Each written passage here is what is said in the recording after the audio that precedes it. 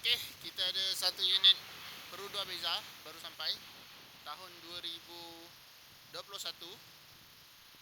Okey, yang ni dia spek dia turun okey, memang cukup okey. Kenapa kita kata okey? Sebab yang ni adalah spek K. Spek K, taklah, ni adalah spek X.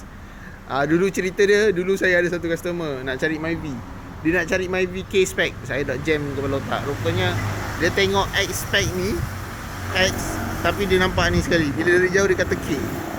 So nampaklah K spec lah. So yang ni warna biru, kita ada 3 unit. Kita ada X spec 2023, yang ni baru lagi lah, kira baru lah. And then kita ada advance spec warna merah, merun bukan merah, merun.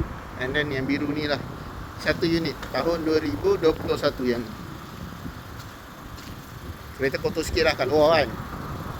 Lampu depan belakang dah LED, front sensor semua dah ada, sport rim original,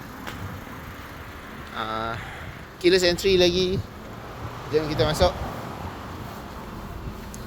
Mileage original lah. Okay, lain barang, aircon, walau Nakamichi oh.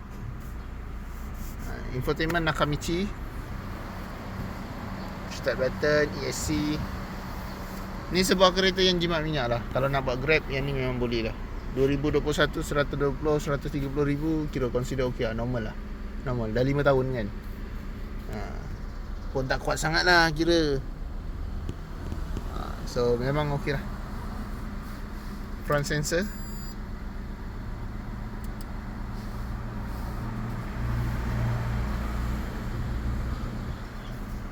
so mana-mana kalau yang berminat nak cari, boleh hubungi saya di 0177145604. Nak cari kereta, cari Nabil, pastikan call dulu sebelum datang. Okay, bye bye. Assalamualaikum.